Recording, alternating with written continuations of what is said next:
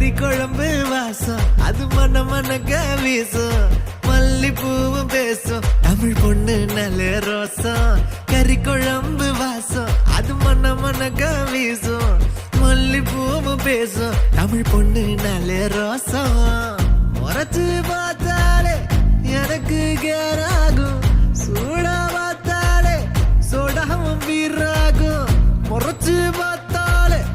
எனக்கு கேராகும் சூடா பார்த்தாலே